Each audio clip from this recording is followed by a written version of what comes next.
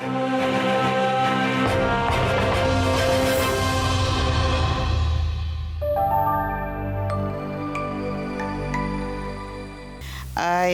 kami hormati para narasumber yang luar biasa serta hadirin berbahagia. Tanpa berlama-lama lagi, mari kita masuk ke sesi acara. Untuk itu kami persilakan kepada moderator Ibu Nur Hidayati. Silahkan Ibu. Okay, good morning everyone. Assalamualaikum warahmatullahi wabarakatuh. My name is Nur Hidayati from BRIN. It is my pleasure to welcome of you in Simpo 2 Physics Symposium.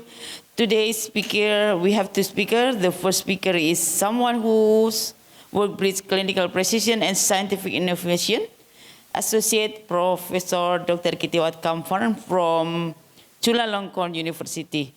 Beyond his publication and awards, including recognition from CFOM and SNMMI, Dr. Kamfan also is our eye expert in and dedicated educator. So I will not talk longer because we are running late. Please join me in welcome Associate Professor Dr. Kitiwat Kamfan. Time is yours. So, well, I have time, 15 minutes, okay, to give a talk. By the way, my great pleasure to be here as the invited speaker for the annual meeting of the Society of Nuclear Medicine and Molecular Imaging of the Indonesian. So today I will talk about for the why do we need the dosimetry study in nuclear medicine therapeutic dosimetry? Around 15 minutes after it, I will give some information and also give some the idea for you guys. So why do we need the dosimetry in nuclear medicine, particularly for the therapeutic study? Particularly right now we have the theranostic. All right. So for those, this is my background. Anyway, for those who have any question or if you're interested to more information, so you can email to me this. All right, I have nothing to declare for this presentation. As we know, for the molecular radiotherapy or MRT, so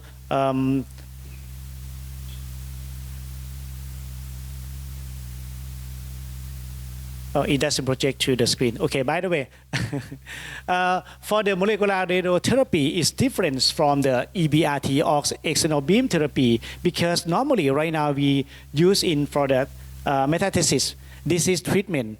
So in actually right now we try to encourage for the theranostic and also for the radiotherapy for the early stage cancer, but it's on the way to do that, particularly for the lutetium-177. So that's why you did not see the treatment for the early stage cancer, but always the metastasis treatment.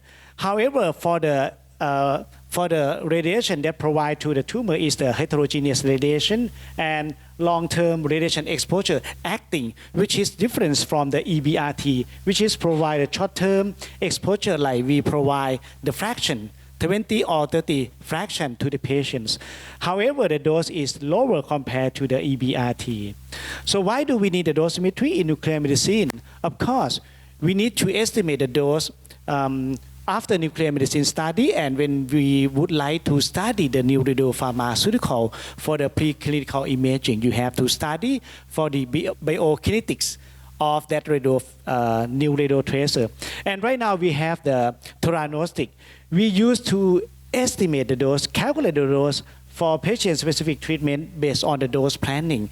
Right now, around the world, try to use the dosimetry for the treatment planning in radiopharmaceutical therapy, not only in the EBRT. So hopefully we can do that in the near future for the treatment planning for the specific patient dose planning. And also to check the criteria organ dose before we administer for the new radiopharmaceutical. As I mentioned, because we have the theranostic. Right now, we are living in the precision medicine era. So particularly in nuclear medicine, this is the state of the art in nuclear medicine for the theranostic, combined therapy and diagnostic together to use the same similar targeting compound labeled with either diagnostic or therapeutic radionuclide. In terms of the therapeutic, we use the alpha or beta emitter in order to treat the cancer. And before that, we use the positron or gamma emitter for the imaging by using the SPECT and PET. All right. So as I mentioned, theranostic, it is state of the art in nuclear medicine. So we know, we see what we treat and we treat what we see. I would say that this is the theranostic, could be the precision oncology. All right. In terms of the dosimetry for the therapy, normally we have to determine the damage for the organ at risk, or AR. And dosimetry for patient-specific is very important in order to achieve the optimize of the treatment or maximize the outcome of the treatment, to maximize the tumor to the absorbed dose while minimizing the absorbed dose to the organ at risk. So that's why we have to calculate the dosimetry for this. So some of you might familiar about this, about for the dose-effect relationship and the radiation absorbed dose. This is the therapeutic window. So we try to optimize for this. If you provide too much of the activity, this could have the risk and complication to the organ at risk. If you give the lower of the activity for the treatment, the treatment might be ineffective. So that's why the dosimetry is become important in order to optimize this therapeutic window to provide the maximize the dose to the tumor while minimize the dose to the organ at risk. All right. So, however, even though we provide the same activity into the patients, of course we get the difference of the dosimetry among across the patient, because the individual variation in the uptake and retention of radiopharmaceutical in the tumor and organ at risk, and individual variation in radiosensitivity variable response that's seen with radionuclide therapy. Right now we have the advance in quantification for the SPECT and PET combined with the patient-specific rather than model-based dosimetry to obtain the personalized patient treatment according to the individual biokinetic data. However, to provide a standardized or personalized treatment is still forefront of the debate in radiopharmaceutical therapy. As I mentioned, currently, so most of the centers use the fixed activity, one size fit all, which is based on the body weight adjustment, which is a convenient method. However, the variability of the pharmacokinetics and anatomy in each of the patient is not considered. So it could be potential for the over and underestimation, under treatment. So what is the thing that we desire? We need absorbed dose guide treatment planning to adjust the activity for the absorbed dose to critical organ, which is lower than the maximum tolerance dose, and deliver the absorbed dose to lesion with the acceptable toxicity to deliver the absorbed dose to maximize for the lesion and acceptable toxicity for the organ at risk. All right. Why the treatment planning is not standardized right now? Because we have the many issues for the dosimetry to standardize. The first one is the All right. So the first one is the imaging burden. So this is the main obstacle to determine the absorbed dose in nuclear medicine. So many studies try to develop like single time point dosimetry. Like Danny, he will give a talk about this. In order to reduce the burden of the patient as also for the scanner. However, you have to keep in mind that you might trade off this one with the accuracy of the dosimetry. So that's why you have to optimize and balance for this. Of course, if you have more time point to acquire the data, you will get more accuracy of the dosimetry calculation. But that is the huge burden of the patients. And we still have the insufficient for the established dose-effect relationship. And around the world try to collect the data, and I saw some publication that coming out soon that published in Journal of Nuclear Medicine about this. But all right, as I mentioned, So how about the dose constraint in radiopharmaceutical therapy? Right now, we still follow for the EBRT. Okay, this is the paper that published in Nuclear Medicine, like normal tissue relevant to radiopharmaceutical therapy, to known and unknown. So you can see here, many of the organ at risk, like for the stomach, small bowel, spleen, bladder, or rectum. You can see here, the answer is still unknown. Yeah, but for the EBRT is already established. So that's why we have to collect more sufficient and to obtain the sufficient data in order to establish for the dose limit, particularly for the RPT. Yeah. All right.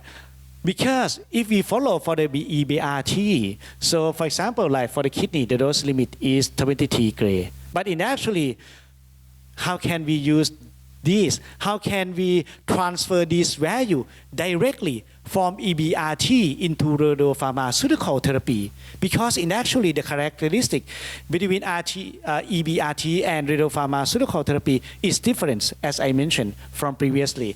So we cannot compare the apple with the kiwi, right? We have to compare apple with apple or kiwi with the kiwi. The thing is that the reason why we need to update for this, because the update of the literature data, homogeneous versus heterogeneous distribution relation, observe difference in kidney toxicity between RPT dose rate difference and microscopic dose deposition method.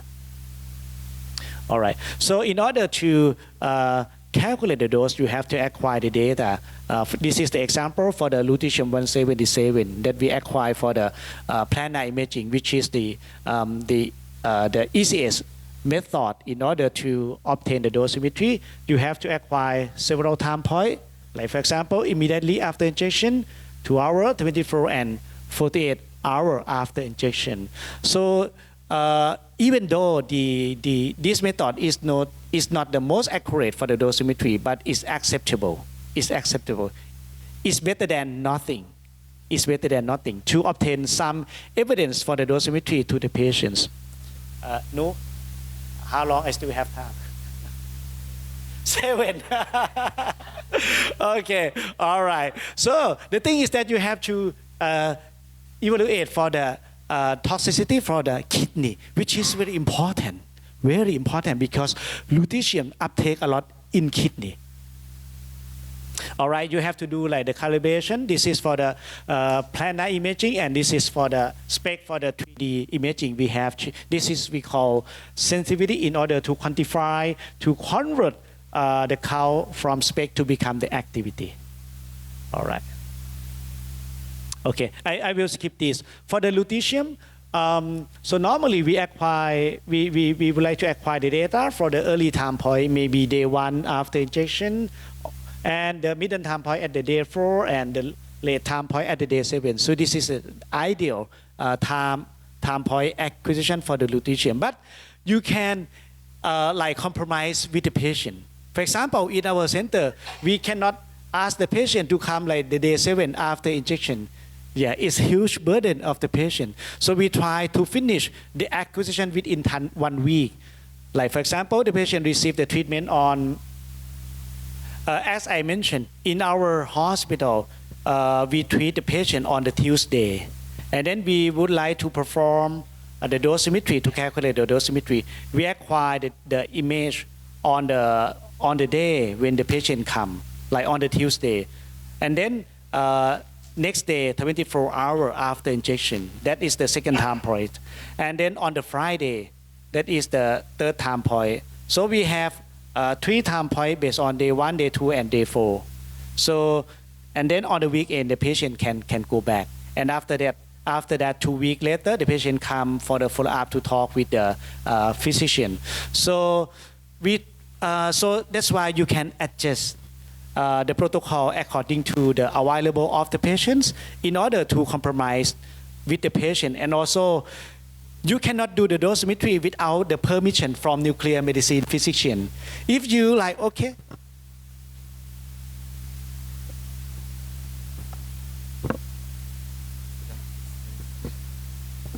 It's not connected. It's like if you say that, okay, the patient must come on the only day 7, only day 4, only after day not available. No, the nuclear medicine physician will not allow you to do that, and even though for the patient. So that's why to calculate the dosimetry, you have to work as a team. So that's why we show the evidence to the doctor, so why we need to calculate for the dosimetry, and then we also explain to the patient what is the benefit that they will get if they come to scan and then have the data for the dosimetry. We told them that this could be improved the outcome for the treatment. We have the evidence to inform them. So how about the safety of the treatment? Yes, and then can improve the to maximize the outcome for the treatment as well. Because right now we try to involve the dosimetry in treatment planning. We already established for that in our hospital. Establish the treatment planning for the lutetium-177 and also iodine-131. Yeah, to establish for this, and then we generate the report of the dosimetry and then send to the PACS system. And for those who don't have the digital system like this, you can print it out and then give this to nuclear medicine. So it means that nuclear medicine physician, they have the evidence to ensure that the treatment is safe, the safety of the treatment, and also have the evidence of the dosimetry. Like for example, for the kidney, okay, dose limit, we stick with the 23 gray. So because basically for the lutetium-177, we treat around 4 cycles, okay, 4 treatment cycle in every 2 months. In every 2 months, like 8 to 9 weeks. So that's why you can determine so how much of the activity you can deliver, you can prescribe to the patient. Yeah, you can deliver to the patient for the next cycle. And then you can estimate the dosimetry, for example, to the organ at risk for the kidney, to the spleen, to the bone marrow, even though for the salivary gland, because the lutetium uptake a lot in salivary gland. Yeah. Okay, and by the way, so finally we successfully established the treatment planning. So however, because we use the software, we charge the patients. We charge the patient around $500, okay, per one planning. So, and we have this code for we call radiopharmaceutical therapy treatment planning cost. Yeah, and then we, so right now we incorporate this into the treatment of the lutetium. Are there any questions that you need to ask me? Yeah, Rini. Thank you so much. Sorry, thank you, Kitty Watt. Soma is there. I always go. It's my work. You're gonna say thank you so much, right? Yes. Yes. Yeah, it's mean thank you so much. Not thank you so much. Oh my God, sorry. Regarding your experience, for the lutetium, if we have the patient, as you mentioned, the lutetium uptake more activity in the renal, so we should consider about the function of the patient. If you have the patient with the unfailure, like in the renal, how, as a medical physicist, how about you recommend it to the doctor? It's my first question. And for the iodine-131 therapy, for the treatment planning system in your hospital, if we have the patient for the therapy, the high therapy, how you start to decision for the treatment planning? Thank you. So for the step, okay, this one you mean for the iodine-131 or lutetium? Okay, both of them. So for the iodine-131, so we can give like the tracer dose first. for the treatment planning, like just only 1 or 2 or 3 millicurie. And then, so like the diagnostic. And then from this, we can determine like how much of the maximum of the activity we can give the patient. This one for iodine 21 because the price is cheap. And then you can like determine 100 or 150, something like that. And this one, other thing is the decision of the nuclear. I mean for the physician. So finally they decided to give the iodine 131 for the treatment, and then after that they go for the hemodialysis after that. Yes. So because to save the life, that is the most important. To prolong the life of the patient. So we used to have that. In case of lutetium, because the price of lutetium is very expensive, we cannot do the tracer like the iodine 131. So at the beginning for the first cycle, we give just like 100 or 120 for the kidney problem patients. And then we calculate the dose, to the patients, particularly for the kidney. And then if the patient can receive higher, we give the higher dose for the second cycle, like up to 150, 180 or 200 millicurie for the second cycle. Yes, and then in each of the cycle, we evaluate for the lab test, for the blood test, like to see for the platelet, for the creatinine, BUN, something like that, in order to make a decision for the second treatment cycle. Yes.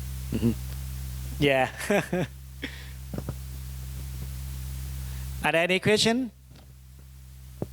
So in conclusion, I think because we have a problem for this, for those who have any question, you can approach to me.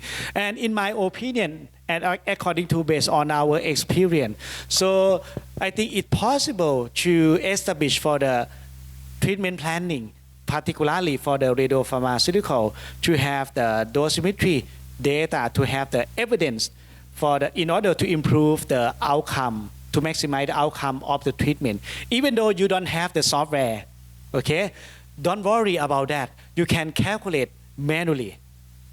But you have to know the concept for that, like for the quantification, how to draw the contour. Every step affect for the dosimetry outcome calculation. Don't worry even though you don't have the software for that, because previously we don't have the software. The software can facilitate you to, of course, to accelerate the process for the dosimetry. Yes, and based on my experience and my perspective, I think dosimetry is not option anymore. It's not option. Should be integrated into the clinical workflow in order to maximize the outcome of the treatment. Yes, and also to improve the safety, to improve at least you have the evidence to inform, to talk with the nuclear medicine physician and also physician. And the last thing is that you have to work as a teamwork. Teamwork is very important to get permission from nuclear medicine physician, and also from the, we work as a team with the VR physicists, technologists, right? Nuclear medicine physician, nurse. And also the most important, cooperation from the patients. You have to talk with them to understand what is the importance of the dosimetry, what is the thing they will get after they come and scan many times. That's I think that's all of my conclusion. Yes. All right. Thank you, Dr. Kitiwat. Yes. Where is Retno? Retno, we should give the appreciation, right? Come on. Thank you for. On behalf of the committee, I would like to apologize about the technical problem here, but we will have I don't know. You will have appreciation from the committee. I think who will give? Burini.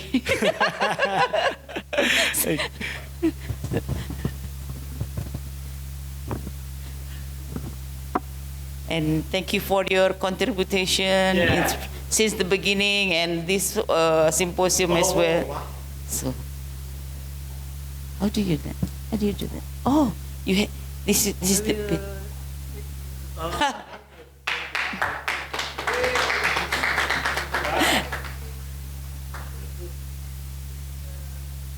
Samarinda, 2020, for your memorable year. Thank you.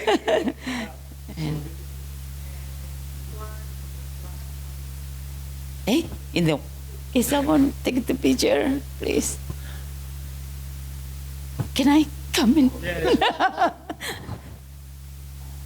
Yeah. Okay, thank you. Terima kasih. Oh, this is the box for you. Oh, the box. Thank you. So, yes, we have the program for the screen today. Invite me again next year.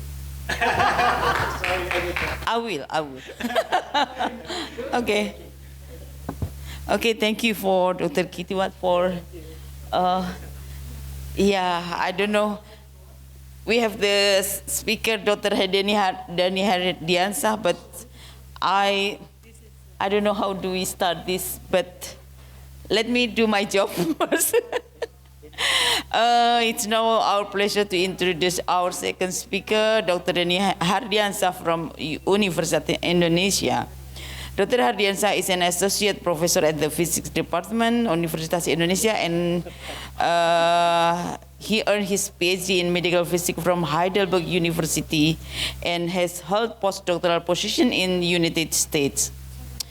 His work has received international recognition, including the Tomio Inu Award and multiple Best Abstract Award at CNMMI conference, and has led major research collaboration across Europe and Asia, and currently contributes to global initiative such as the AAPM Grand Challenge and IFOM Siegfried. And Dr. Hardiansah is also a prolific researcher with over 40 publications and a developer. Oh, you are part of the OpenDOS 3D software now, right? Okay, and okay, this is the outline of my presentation. We will start with the introduction, tag fitting, rule of prior knowledge in RPT, importance of single time point dosimetry, some example, performance measure, and proposed strategy for clinical implementation of STP dosimetry, and summary.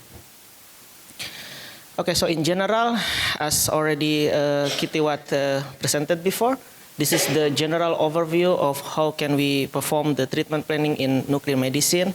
We start with the quantification of patient-specific pharmacokinetic, parameter estimation, prediction of pharmacokinetic during therapy, absorbed dose calculation, therapy planning, treatment, and QC measurement. I'm sorry, maybe I will present it a little bit faster because our time is very limited. So this is how we need to perform the dosimetry. First, we need to ask the patient to perform several imaging, for example, in this case, 4 times, and then at different time point, and then after that we can collect the data of the activity at different time point. We quantify the image from the patient. And then after that, we perform modeling, and after the modeling, we can calculate the area under the curve, or we can call this as the time-integrated activity coefficient, accumulated activity. People name it differently, but the meaning are the same. And then at the same time, we can also perform the simulation, Monte Carlo simulation in a phantom. And then after that, we can calculate the S value, and then we can combine both with MIRD, and then the aim, for example, we would like to have 2 more absorbed dose as maximal as we can, but we also have at the same time the constraint for the kidney absorbed dose, for example, less than 23 Gay. And then in the end, the job of medical physicists is to define the administered activity. But I will discuss more about the tag fitting here. Why? Because based on the publication by Jovereva, 90% inter-individual variability of absorbed dose is affected by the tag fitting. So it means that if we have several patients, we inject the same activity to all of these patients, most probably we will get different absorbed dose, right? And then the reason is why we get this different absorbed dose. If we use fixed dose and we believe that all people are the same, it means that we need to have the same value, right? And the reason is whether from the TAC or the S value. And based on this publication, it's shown that the TIAC estimation giving more effect to the difference of the absorbed dose calculation compared to the S value. So that's why this TAC fitting is very important. So then we will focus on this. And this is how we perform TAC fitting. It's quite complicated, but in general, we have 4 phases of TAC fitting: collection of the data, definition of the model and function, and then process, and then the output. So I will try to make it fast. But the problem is, as we know, and as Kitiwat also mentioned before, one of the challenges of implementing dosimetry in clinical practice is because we need a lot of imaging measurement, right? So that's why this is the conventional method. We perform several imaging, and then we have the data from the kidney, tumor, and etc. If needed, yeah, we can also have more organ. And then we use some of exponential, and then we feed it. But the limitation is first time consuming. Of course, we need a lot of time to get all of the imaging, processing it, and then also calculate the absorbed dose and so on. And also high workload. So that's why it would be nice if we have this proposed method by only using one time point, so only single time point here, one data from each of the organ, and then after that, with an optimal modeling, we can calculate the time integrated activity coefficient, calculating the absorbed dose, and optimizing the therapy. The advantage, of course, is faster because we only need one measurement, and the second one is low workload, of course. Actually, it's already published out there. 2 very famous STP dosimetry method. And then we will discuss one by one. The first one is the method proposed by Hanchard et al. And they use their method for 29 patients in neuroendocrine tumor, PRRT with lutetium, dotatate, and also Dotatoc. They perform 4 measurements of planar, and they analyze it for different organs here. And then if we see here, they use monoexponential function as the reference model. And then they use also individual fitting. It means that we have the data from individual patient, and then from each of the patient, we fit, and then we calculate absorbed dose individually. And then the absorbed dose correspond to the TIAC. So as you can see, this is their calculation, yeah, that they propose. So it's very simple. It means that when you have one imaging data, you just need the activity from the image quantification, and then you just need the time here. You see here, this is the general equation, and then this is how they propose. But the problem is, as you can see, actually, they propose a constant gradient between the ratio of TIAC and product of activity and time.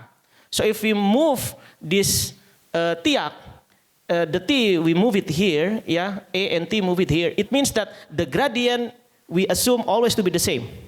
The gradient is 2 divided by ln 2, which is not really applicable. Not all people having this gradient. And monoexponential is really questionable, actually. And as you can see, this is what they show. And then this is the time divided by the time effective, and the y-axis is the bias. And then as you can see, actually they propose that if we can measure it at around this time point of the T effective, then we can have a very nice result of the bias. So as you can see, they propose this range of 0.75 to 2.5 for the ratio between T divided by T effective. But we have some notes for this method. The first one is monoexponential function as the reference model. This is not optimal. Why? Because many papers showing that actually the radiopharmaceutical drugs distribution is multi-phase. Yeah, so using reference model with monoexponential is not good at all. The second one is no performance assessment of the fit. So they fit it and that's all. We don't know whether the fit is good or not. But actually we can check. If the fit is not good, then actually we need to delete it. And the third one is they use constant gradient. It means that all people, all radiopharmaceutical, we say the gradient of the monoexponential is always the same, which is not true. And we know that adding prior knowledge to the tuck fitting function input and data processing could enhance the accuracy of the calculated absorbed dose. So that's why actually Madsen in his publication, oh by the way, I will show you this. It's cited 222 times. It's a lot, really a lot, in just few years, because this method is very famous. The second one is Madsen. They already have 72, so the citation is a lot. Yeah, and it's better actually than Hanchide. Why? They add prior knowledge. This is the data that they use, and then the problem is they also use mono-exponential for the reference model. But they also propose one can also use B exponential. It's better than the Hanchide. And this is the prior knowledge, how they add it. So you can imagine we have the patient data, and then after that we fit individually one by one, and then after that we can calculate the mean of the parameter from this population. For example, the clearance, we can calculate it, showing by the lambda biology, for example, and then we use this information for the new patient with STP. We use prior knowledge, which is better again. So this is what they show for mono-exponential. It look very good, they also show for B exponential. They use clinical data. So this is from the simulation result. This is from the clinical data result. And they use either mono and B. But the problem is, you can imagine, if we have the data, then they say, okay, there is a subjective judgment. So if you have the data, you can choose whether you use mono or B. But the problem is, you can imagine that if people can choose whatever they want, then for the same data, people can have different result, for sure, which is not good for reproducibility, for accuracy, and so on. So that's why we need to improve it. So mono-exponential function or B exponential function as reference model, but they also did not perform performance assessment at all. So we don't really have performance assessment of the fitting. We cannot see it at all from their publication. And I would like to also mention this, that in dosimetry we also need to care about the precision or also the accuracy. This is what we would like to have. A very good accuracy and also very good precision. And how to calculate the performance by using, for the accuracy, by using relative deviation in the individual level. For population, we can use mean absolute percentage error and also root mean square error. This is not resistant to outlier. Good to see the effect of outlier, but this is more resistant. And for precision, actually we can calculate it individually. The precision or uncertainty of this particular patient, in each patient, we can check it. So if we see the general overview first, we have the absorbed dose, individual estimation, needed for optimizing the therapy. We know that for absorbed dose, we need TIAC and S value, and we already learned before that TIAC is giving more effect to the variability than the S value. Then we need to focus more in TIAC. For the TIAC fitting, we know that one can use different fit function. Then we need model selection. So you can imagine, if we perform model selection, all people in the world working with the same data, the result will always be the same. Because we rely more on the statistical test, not subjective belief. And the last one is good reference, because if we already check it statistically, then of course reference will be very good. So it's quite complex. So we have many functions that we need to check one by one, from a very simple one, mono-exponential, until a very complex one. And then after that, it would be nice as well if we can perform population fitting with a certain log likelihood. We can have several statistical tests to check whether the fit function is good or not. With the goodness of fit test, with the AKK weight, we will have model base supported by the data, and then we can use this as the reference. And then the advantage of using this is accurate, of course, reproducible, and also systematic. And this is one of the publications we saw. You can see here, let's see in patient number 6, for example. We only have 3 data, right? If we have 3 data, of course, how can we have a function with many parameters? It's impossible if we feed it individually. And then you see here, people will use mono-exponential. But if we use a very good modeling, for example, like population kinetic modeling with a very thorough and a very good statistical test, we can have a very good fitting like this. Much better than this, right? I believe that you like this curve more than this, right?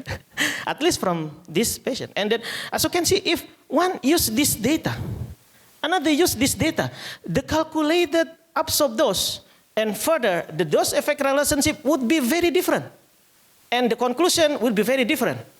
And this is a very big problem for us, right? So we show in this paper that the result of our NLME PBMS is much better than the other method.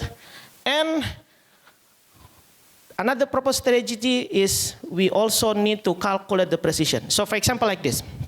Let's see, we have many organs here. Let's focus, for example, in the kidney. Yeah? And then this is from the first cycle, second cycle, third cycle, and fourth cycle. And then, for example, this is the precision, for example. And then let us delete first this third and fourth cycle.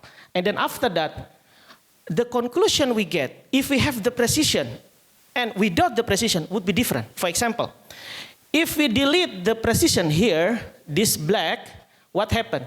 We will see somehow that the dose is increasing, right? If we don't have the precision. So of course, the medical doctor say that, okay, we use fixed dose, the next cycle it's increasing. It means that in the next cycle, we need to decrease the injected activity because the dose is increasing. Maybe the dose is too much, increase too much.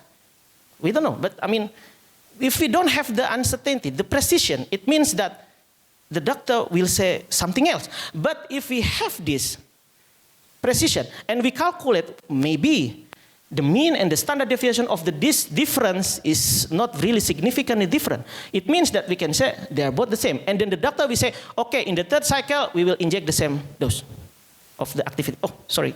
So it's almost done. Okay, so we show like this. The result is like this. Sorry. I try to do my best to make it very fast, but it seems like it's not working very well.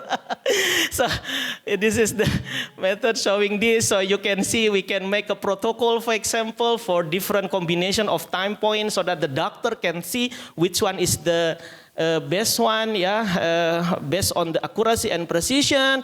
We can also by the way, the cerebral level of performance is also a problem in STP dosimetry because one of the publication by actually a very good group, they use only monoexponential with machine learning. I'll try to make it fast. And then they say criteria of mean relative absorbed dose less than 20% is okay.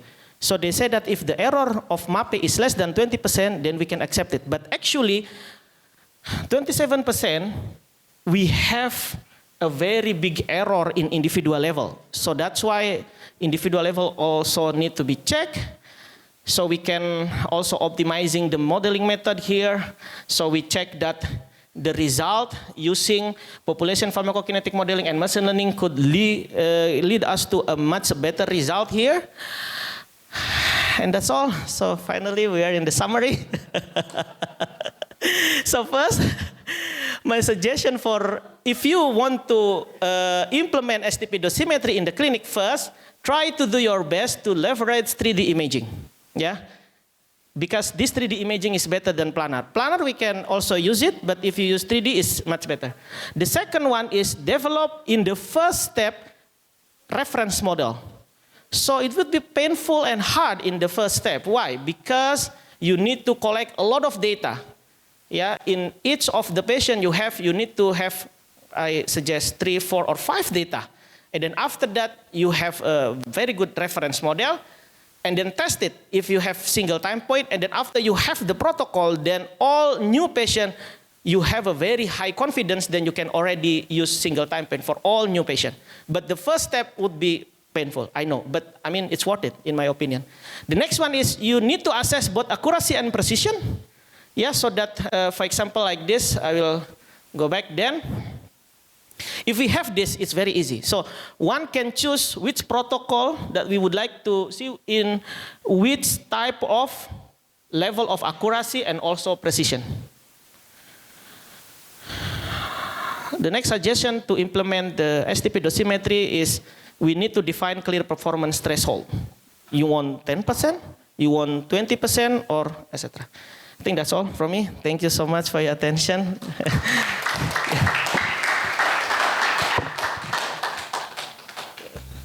Okay, thank you for Dr. Denny. Do we have QA or because the time is not Don't no? have that Okay. anymore. Okay, the last, Mbak Retno, please help us. And Burini again, can you help us? So for the, no, you can't. You can ask. You can ask during the lunch break. Okay. Please, Burini, this is the appreciation from the committee for your impressive presentation in limiting time.